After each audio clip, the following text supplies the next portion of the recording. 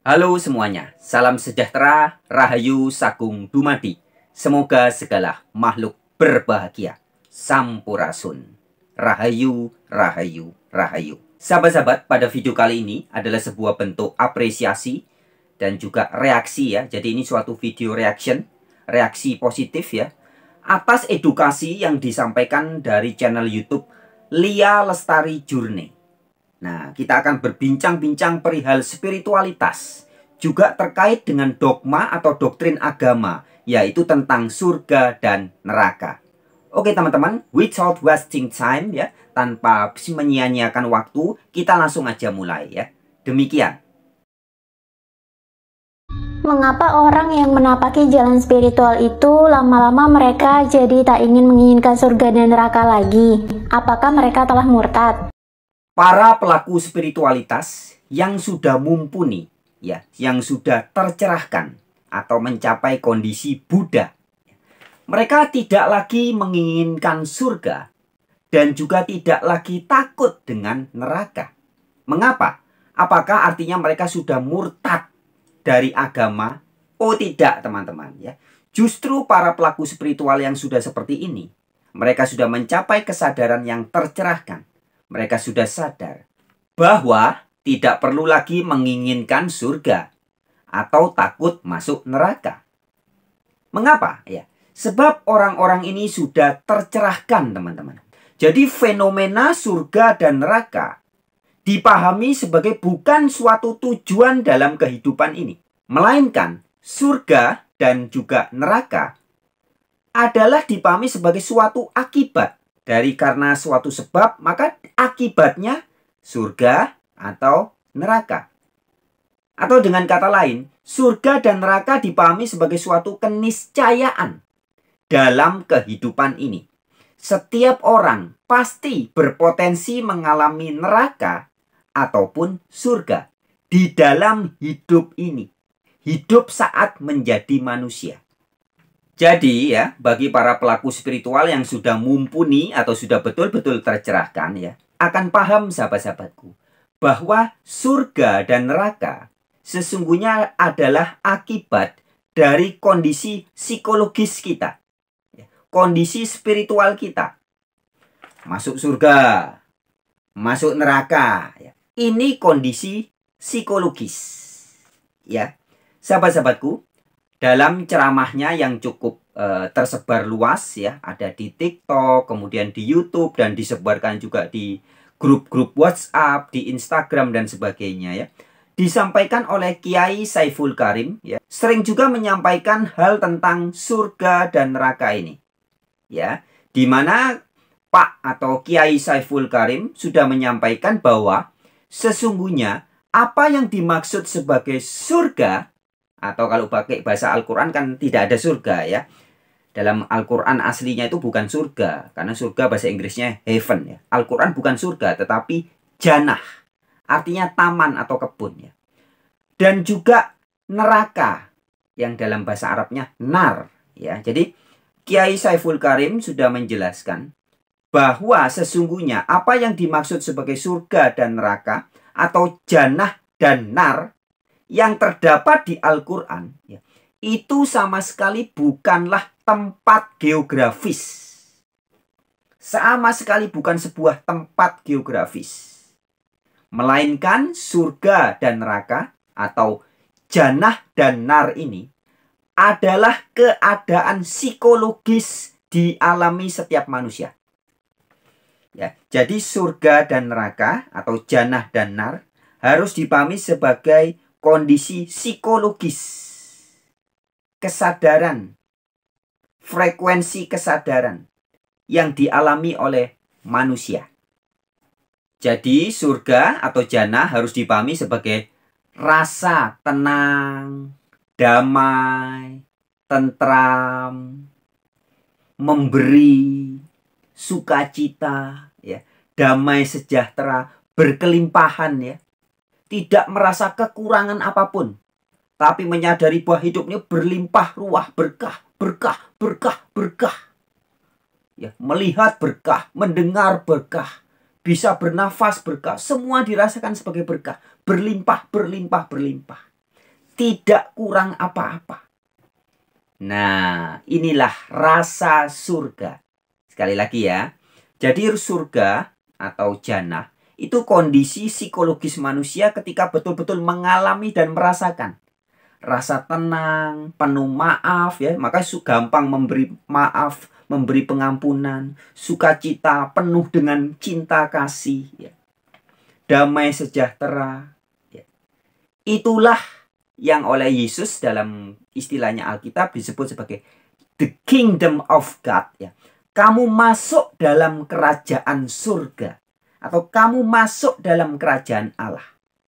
Ketika kita hidup penuh dengan damai, sukacita, rasa tentram, tidak kurang apa-apa. Itulah surga. Dan neraka dipahami sebagai semua rasa nggak enak. Ya, pokoknya semua rasa nggak enak yang dialami manusia, yang bisa dialami oleh perangkat manusia ini, pikiran, hati, perasaan, ya. Itulah yang disebut sebagai neraka atau nar. Yaitu rasa apa? Rasa takut, rasa iri, rasa dengki, rasa khawatir, selalu merasa kurang ini, kurang itu, harus begini, harus begitu, ya. Merasa malu, merasa bersalah, merasa berdosa, merasa tidak layak, gampang baper, ya. Pokoknya semua rasa nggak enak itu ya. Gegana, gelisah, galau, merana. Itulah yang dimaksud sebagai nar atau neraka. Dalam bagan kesadaran spiritual manusia, ya teman-teman, yang pernah saya tampilkan juga di beberapa video terdahulu. Perhatikan baik-baik di sini ya teman-teman. Ini ketika frekuensi kesadaran kita berada di atas level 200. Itulah surga. Itulah jannah. Kita akan merasa damai, sukacita, ya, joy, asik ya, menikmati hidup, mensyukuri, selalu penuh dengan rasa syukur ya. Pemurah, gampang memaafkan ya, penuh dengan cinta kasih. Inilah kondisi ketika manusia sedang masuk dalam surga. Kemudian lihat di bagannya itu. Ketika level frekuensi kesadaran kita berada di bawah level 200. Ada rasa takut, rasa cemas, rasa iri, ya, baper, gampang baper. Ya. Rasa kurang ini, kurang itu. Merasa bersalah, merasa berdosa, merasa aku tidak layak. Semua itulah rasa nar atau neraka. Teman-teman, di beberapa video terdahulu juga sering saya sampaikan ya, bahwa kalau ada istilah surga dan neraka itu kekal. Itu betul teman-teman ya. Tapi ingat, harus dipahami sebagai surga dan neraka ini bukan geografis. Bukan suatu tempat yang kekal, bukan. Tapi surga dan neraka ini adalah rasa psikologis yang kekal. Ya, jadi semua rasa enak, damai, tentram, cinta kasih, sukacita, itulah surga. Ini kekal teman-teman. Kekal artinya dari dulu sampai selama-lamanya tetap begitu. Jadi ketika Anda berbuat baik, Anda frekuensi kesadaran Anda sedang berada di atas level 200. Semua orang mulai dari zaman Adam, Hawa, zaman Nabi Nuh, zaman Nabi Musa, zaman Yesus, zaman Nabi Muhammad, sampai zaman sekarang dan yang masa akan datang. Semua orang yang berfrekuensi kesadaran 200 ke atas akan mengalami rasanya surga yang kekal itu rasanya. Ya. Jadi bukan molah malih. Kalau di zaman Adam dan Hawa, surga rasanya damai, tentram. Terus di zaman sekarang, surga jadi nggak enak. Bukan. Tidak molah malih. Artinya kekal. Begitupun dengan rasa nar atau neraka. Rasa sedih, rasa susah, rasa iri, rasa dengki, rasa takut, merasa bersalah, merasa tidak layak. Dari zaman dulu, Adam dan Hawa sampai zaman sekarang dan sampai kapanpun, ya rasanya tetap sama, nggak enak. Itulah disebut neraka itu kekal. Ya, jelas ya teman-teman. Dan satu hal yang penting juga harus kita ingat dan pahami betul-betul ya teman-teman. Bahwa untuk bisa merasakan rasa nyaman, damai, tentram atau surga, dan juga merasakan segala rasa nggak enak atau rasa neraka ini, ini harus ada perangkatnya. Yaitu perangkatnya adalah tubuh jiwa raga kita ini. Pikiran, batin, perasaan, inilah perangkat untuk merasakan surga ataupun merasakan neraka. Ya, di Al-Qur'an ya, sebagaimana juga berulang kali disampaikan oleh Kiai Saiful Karim, dikatakan bahwa jannah dan nar atau surga dan neraka ya, ini dialami oleh manusia ketika manusia sedang jadi manusia atau ketika bernafas. Ya.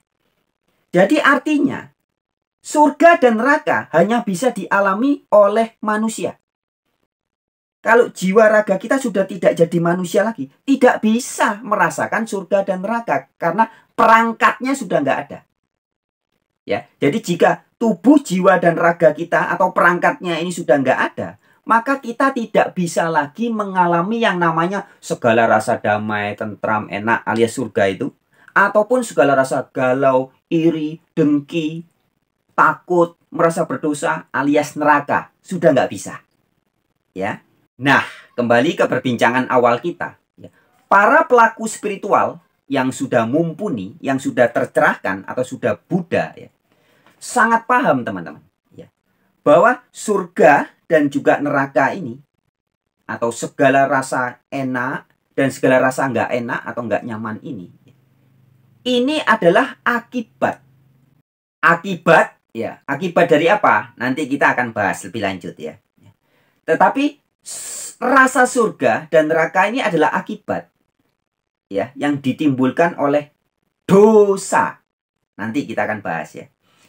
Nah, artinya surga dan neraka ini bukan tujuan teman-teman, tapi keniscayaan yang bisa atau berpotensi dialami oleh setiap manusia.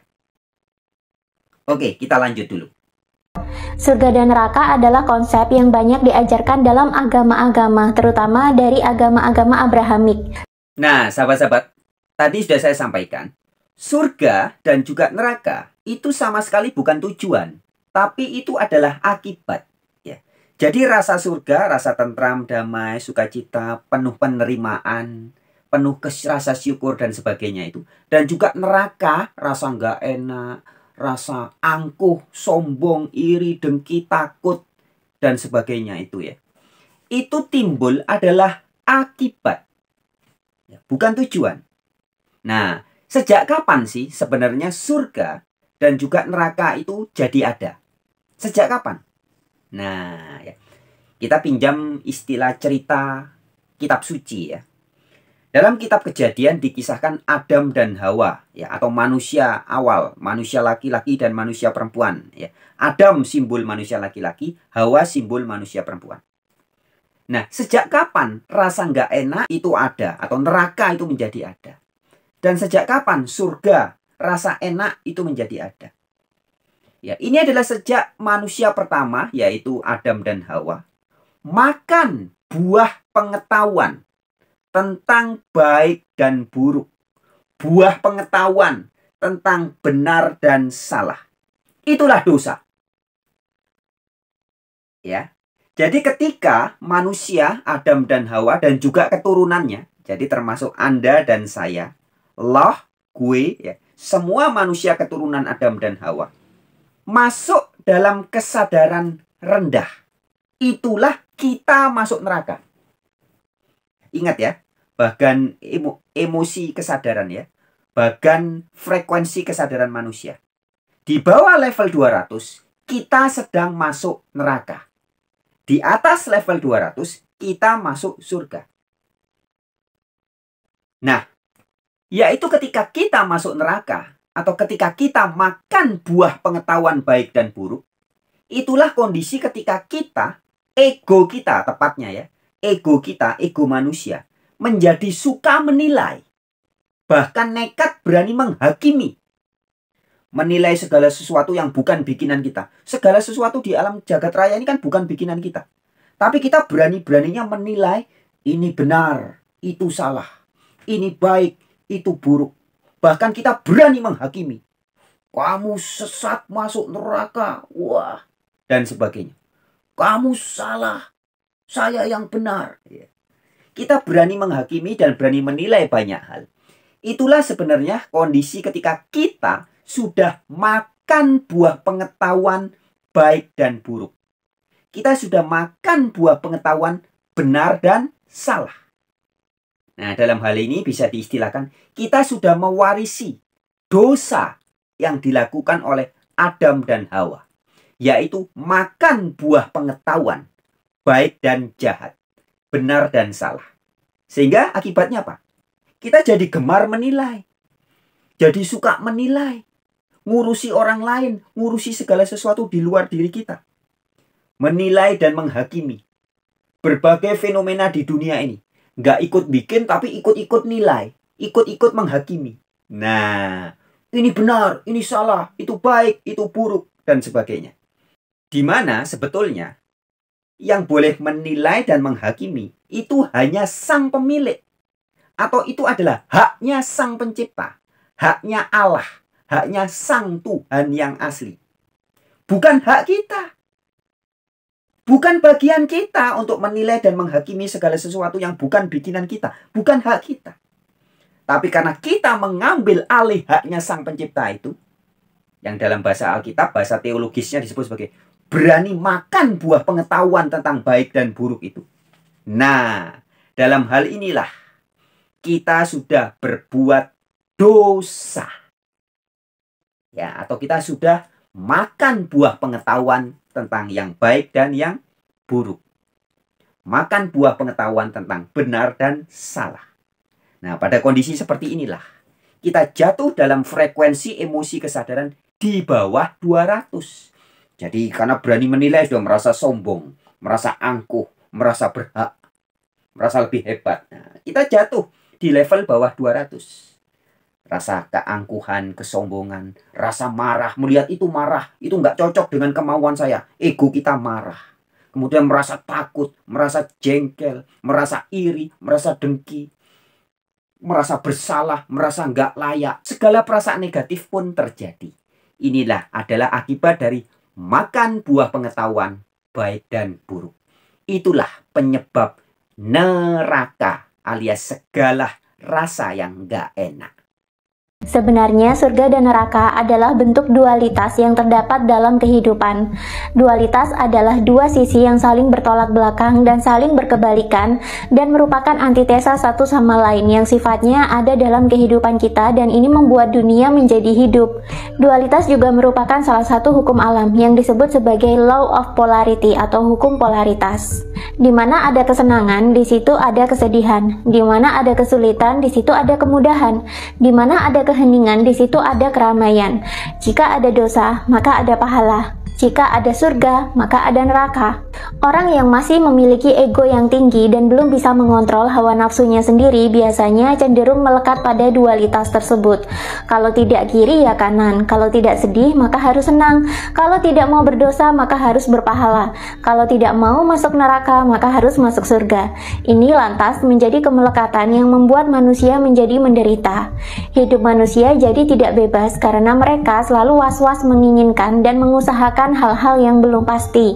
Dalam buku Letting Go ini disebutkan orang yang masih memiliki ego tinggi dan melekat pada dualitas dinamakan sebagai diri kecil.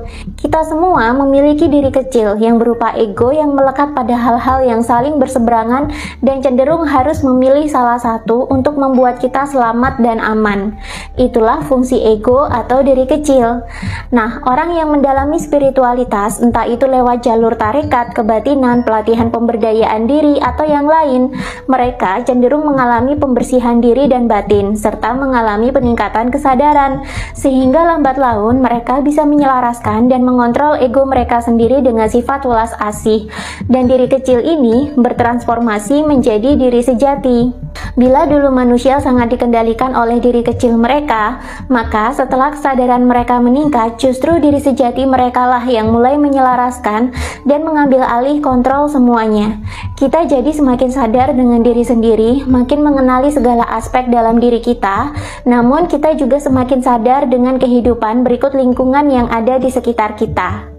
Seseorang yang mendalami spiritualitas, ia akan menjalani pembersihan diri hingga manusia kembali murni. Pembersihan diri ini dilakukan agar manusia terbebas dari segala ikatan-ikatan emosi dan kemelekatan duniawi, termasuk membuat manusia terbebas dari trauma, luka batin dari masa lalu, bahkan belenggu-belenggu duniawi yang mengekang kesadaran untuk berkembang. Ketika manusia telah menjadi murni kembali, maka manusia akan bebas dari segala ikatan, belenggu, dan kemelekatan apapun.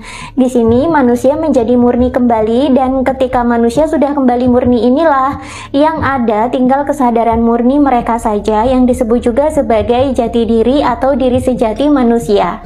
Dan di sini manusia sudah tak lagi melekat dan terpengaruh dengan dualitas. Manusia sudah melampaui dualitas dan menjadi manusia yang bebas merdeka. Produk akhirnya adalah menjadi manusia yang bijaksana dan berpengetahuan luas. Itulah kenapa mereka akhirnya mampu melampaui dosa dan pahala dan juga melampaui surga dan neraka. Iya, jadi istilahnya teman-teman ya, kalau pakai istilah saya ya, orang-orang atau jiwa-jiwa yang sudah melampaui dualitas ya, sudah lagi tidak terpenjara oleh dogma surga dan neraka ya, sudah tidak lagi ingin surga dan takut masuk neraka. Itu ibaratnya seperti Adam dan Hawa sebelum jatuh dalam dosa, atau Adam dan Hawa sebelum makan buah pengetahuan tentang baik dan buruk, benar dan salah. Ya, jadi inilah kondisi jiwa-jiwa yang melampaui dualitas. Ya, jadi tidak masuk dalam kungkungan atau penjara dualitas. Penjara akibat makan buah pengetahuan baik dan buruk, benar dan salah. Itu memenjara kita, membuat jiwa kita menjadi kecil. Diri kita menjadi ego yang kecil. Tapi ketika orang berserah diri, bahasa Arabnya aslima atau Islam, dan sudah menjadi Buddha atau sudah tercerahkan, maka akan manunggal dengan guru yang sejati. Ya, manunggal dengan ego yang asli, Sang Maha Ada. Ya, diri yang sejati. Ya, ini diri yang kecil, ego yang kecil, akan menyatu dengan ego yang asli, Sang Maha Ada. Nah, maka dengan demikian, itulah kondisi ketika Sang Maha Ada itu, atau Yahweh, Dia yang ada, atau Allah, atau Tien, atau Sang Yang Widiwasa, Tuhan yang sejati, itu meliputi segala sesuatu. Inilah kalau pakai istilahnya Alkitab dalam surat 1 Korintus 15 ayat 28 dikatakan, Allah menjadi semua di dalam semua. Demikian juga di dalam surat Al-Quran. Di Al-Quran Anda bisa buka sendiri ayatnya ya. Di surat keempat ayat ke-126 dan surat 17 ayat 60. Itu juga dikatakan Allah meliputi segala sesuatu. Ya. Jadi ego yang sejati meliputi segala ego yang kecil-kecil ini. Sehingga ego kecil tidak lagi berkuasa karena sudah berserah diri, sudah aslima, sudah Islam. Oke, inilah kondisi jiwa-jiwa manusia yang bagaikan Adam dan Hawa sebelum jatuh dosa atau sebelum makan buah pengetahuan baik dan buruk. Sebelum emosi kesadarannya jatuh di bawah level 200. Dan jiwa-jiwa inilah yang oleh Yesus dikatakan, jika aku memerdekakan kamu, kamu benar-benar merdeka. Ya. Jadi inti ajaran semua agama termasuk ajaran Yesus ya. Ini puncaknya spiritualitas kemerdekaan, teman-teman. Kebebasan jiwa. Ya. Jadi tidak lagi melekat dengan benar, salah, baik, buruk, dosa, pahala, surga, neraka. Tidak melekat dengan apapun. Karena sudah manunggal. Sudah diliputi dengan diri sejati, yaitu Allah atau Tuhan itu sendiri. Bisa dipahami ya? Mereka sekarang tak peduli lagi dengan pahala dan tidak lagi takut menanggung dosa, karena segala bentuk tindakannya didasarkan pada kesadaran dan semua perangkat dalam dirinya, entah itu pikiran, emosi, serta energi, sudah selaras dan saling bekerja sama membantu kesadaran bertumbuh. Orang yang begini juga biasanya sudah tidak lagi mempedulikan surga dan neraka, karena mereka telah menyadari bahwa surga itu sebenarnya adalah state of mind atau level pikiran, dan mereka sudah pernah merasakan kerajaan surga di dalam dirinya sendiri. Orang yang bisa terlepas dan melampaui dualitas cenderung akan merasakan perasaan bahagia, haru, damai, dan ketuhanan yang sulit didefinisikan. Dan bagi mereka, perasaan ini sudah melampaui segalanya, termasuk surga dalam doktrin agama itu sendiri, sehingga mereka tak lagi butuh surga karena sudah pernah merasakan sesuatu yang lebih indah dan damai ketimbang surga yang didoktrinkan agama itu.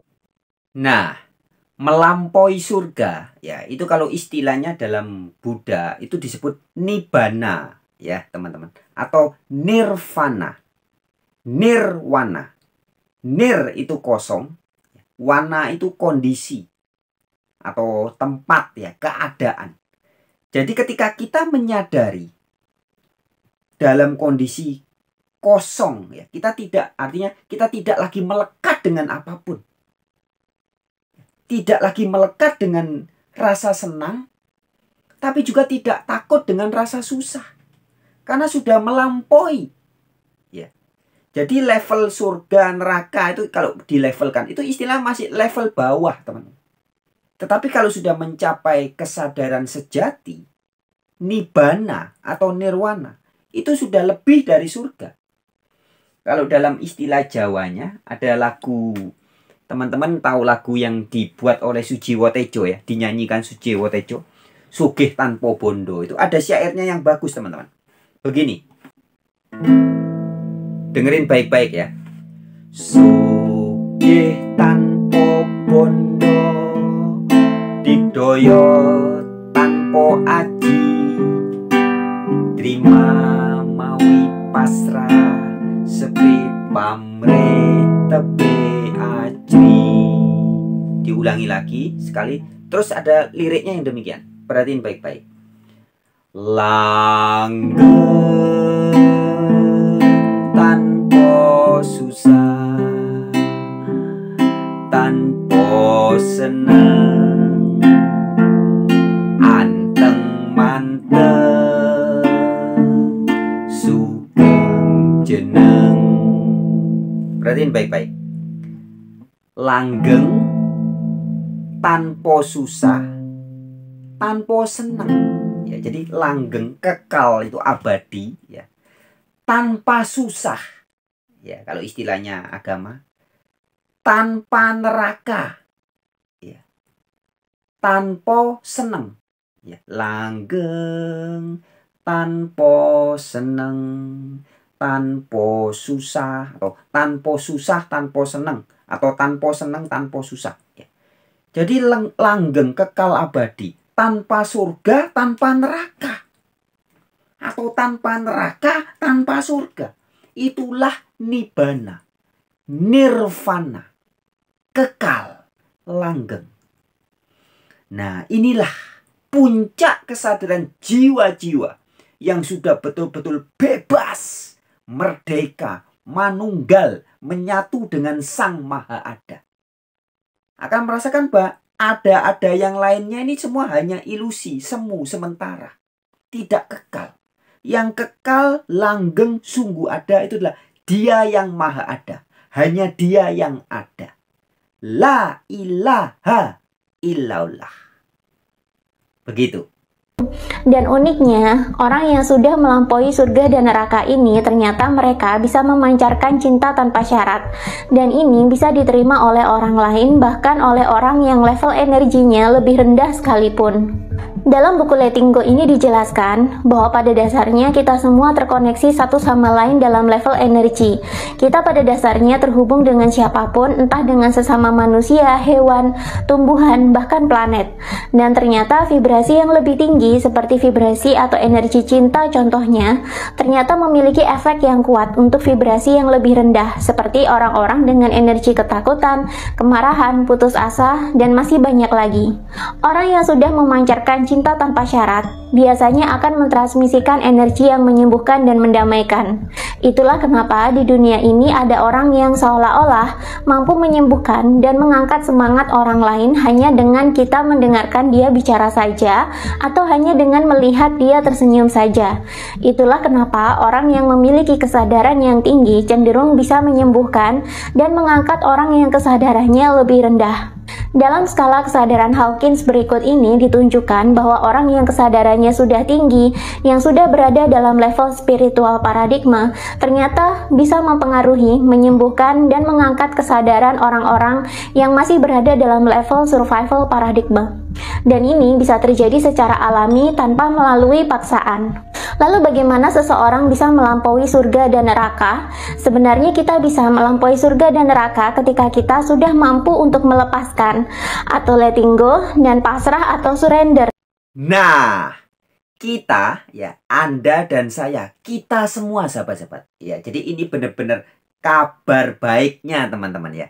Kita semua bisa melampaui surga dan neraka jika kita sudah apa? Sudah letting go ya, sudah melepaskan segala sesuatu. Dan juga sudah surrender, sudah Islam, sudah berserah diri, pasrah diri. Ya, melepaskan segala sesuatu. Maka kalau Anda membaca di Alkitab ajaran Yesus, Yesus bilang, salah satu syarat pertama menjadi murid Yesus, salah satu syarat menjadi Kristen, Yesus bilang, kamu harus meninggalkan segala sesuatu. Melepaskan segala kemelekatanmu. Anak, istri, suami, harta, materi, nama, baik, bibit, bebet, bobot ya. Segala yang melekat dalam ego Anda harus dilepaskan. Kalau sudah bisa melepaskan, niscaya Anda pasti akan melampaui surga dan neraka. Ya. Juga kalau kita menjadi surrender, menjadi Islam, berserah diri. Menyerahkan segala sesuatunya hanya menjadi milik dia. Itu namanya berserah diri. Makan kita karena dia dan milik dia. Minum kita karena dia, dari dia dan milik dia. Hidup kita setiap hari. Tidur, bangun, mandi, bercengkrama, pergi menjemput rezeki, ya, wik-wik dengan pasangan Anda. Semua Anda lakukan dengan kesadaran milik dia. Berserah diri. Saya bisa berbuat gini karena bisa bernafas. Kok bisa bernafas? Ya karena dia. Lillah, ya karena Allah. Billah, bersama-sama atau dengan Allah. Nah, inilah orang-orang yang betul-betul berserah diri. Bebas, tidak melekat kepada apa-apa lagi. Dan juga sudah menyerahkan segalanya hanya kepada dia.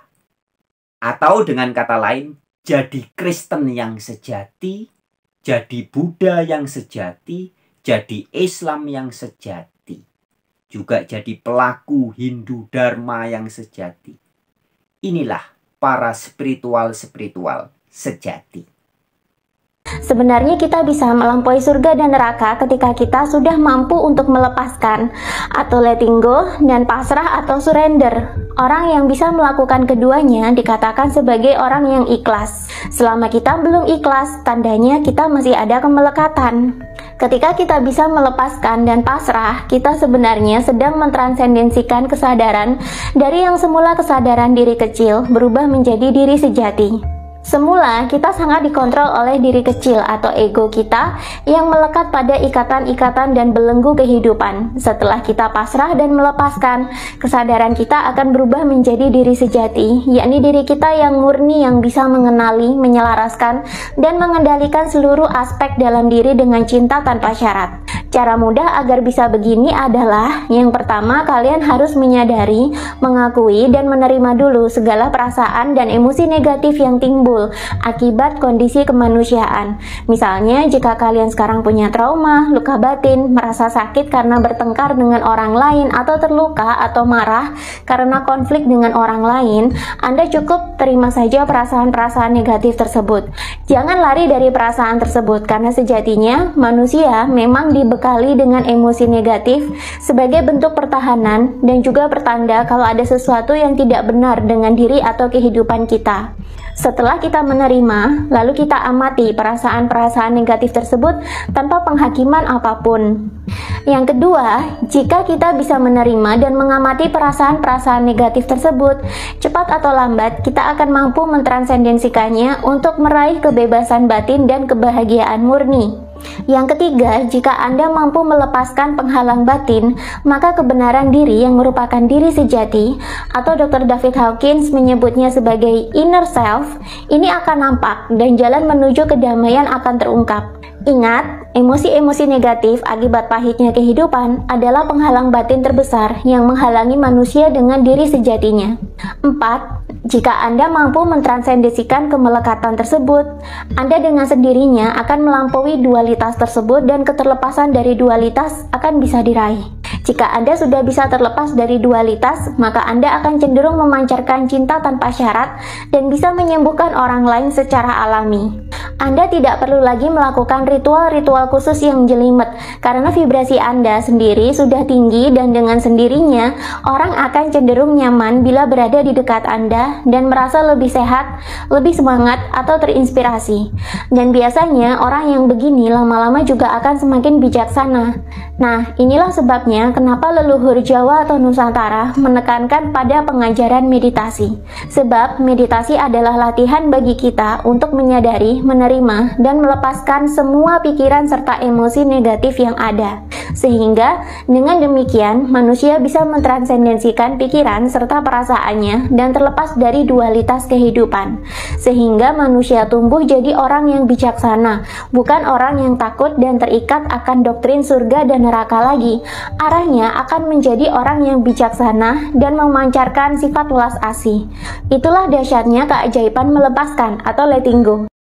Oke teman-teman, sekian dulu video kali ini. Sekali lagi terima kasih banyak ya buat Mbak Lia Lestari dari Lia Lestari Journey ya. Teman-teman, bagi Anda yang merasa video ini penting dan perlu dibagikan kepada sanak, famili, dan saudara, silahkan bagikan video ini. Oke, sampai jumpa di video berikutnya. Tetap semangat. Rahayu Sakung Dumadi. Semoga segala makhluk berbahagia.